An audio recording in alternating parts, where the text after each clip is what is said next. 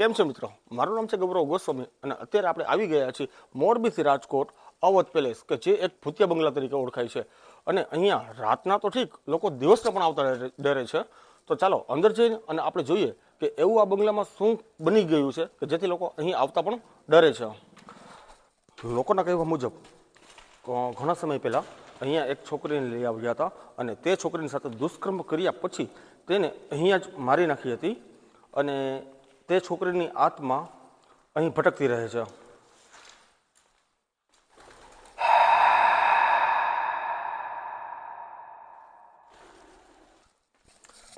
હા, આ બંગલાના માલિક જે છે એ અહીંયા નથી રહેતા, એ વિદેશમાં રહે છે અને ઘણા સમયથી આ બંગલા તરફ એ લોકોએ જોયું પણ નથી અને આવ્યા પણ નથી. એક સમયમાં આ પેલેસ લક્ઝરિયસ હોટલ હતી જે થોડોક સમય માટે ચાલી અને પછી એ હોટલને પણ બંધ કરી દેવામાં આવી હતી. આ હોટલ કે પેલેસ એની અંદર એક અંડરગ્રાઉન્ડ કિચન પણ આવેલું છે, તે જે આપણે અત્યારે જોવા જઈ રહ્યા છીએ. આ છે અહીંનું કિચન.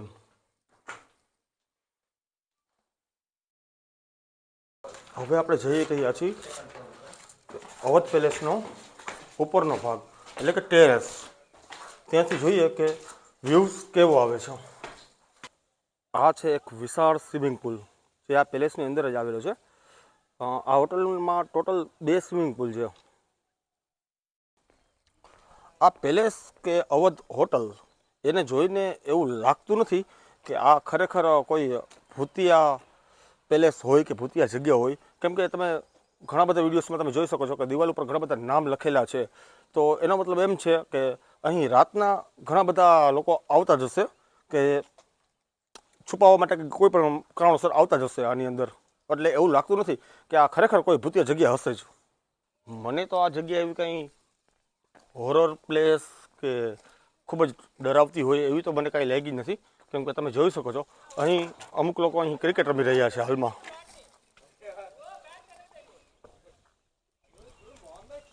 આ અવધ પેલેસ, અહીં લોકો ક્રિકેટ રમે છે અત્યારે હાલમાં તો. હા, કદાચ અહીં કોઈ પણ સ્ત્રી કે છોકરી સાથે દુષ્કર્મ થયું હોય એ વાત કદાચ સાચી હશે, બટ આ એટલી બધી કોઈ ખાસ હોરર પ્લેસ કે એવું કંઈ લાગતું જ નથી. એટલે જેથી હું તો મારું તો એવું જ માનવું છે કે આ જસ્ટ એક અફવા જ હશે, કે હકીકત નથી આ બધી કંઈ, આ અફવા જ છે. જો લોકો અહીં આવીને ફોટોગ્રાફ્સી બધું લે છે, એટલે લાગતું નથી કે આ એટલી બધી હોરર ગુજરાતની મોસ્ટ ટોપ 10માંથી એક કોઈ પણ હોરર જગ્યા હોય એવું લાગતું નથી મને. અહીં લોકોના કહેવા મુજબ જેટલા લોકો દિવસના નથી આવતા એથી વધારે તો રાતના આવે છે અહીંયા. કઈ રીતના આ બધું માનવું કે આ જસ્ટ ખરેખર એક હોરર પ્લેસ છે ગુજરાતની. આ તમે જોઈ શકો છો દિવાલ ઉપર બધા નામ મેં તમને જે કીધેલું હતું. મારા ખ્યાલથી કદાચ આ પ્રેમી પંખીડાઓ આવતા હોય આ એનું બધું કામ હશે.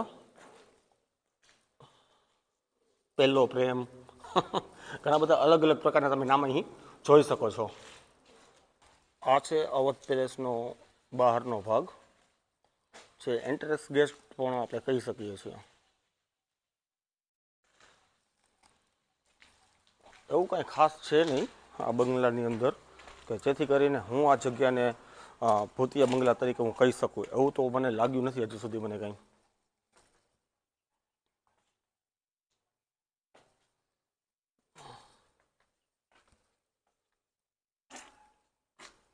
જો તમને કદાચ મારા પર વિશ્વાસ ન આવતો હોય તો અહીં મને એક ભાઈ મળ્યા છે, એમની સાથે હું તમને વાત કરાવું કે એ ભાઈ કહે છે કે રાતના હું અહીંયા ઘણીવાર 2 વાગ્યા આવીને બેસતો હોઉં છું, એવું કાંઈ છે જ નહીં.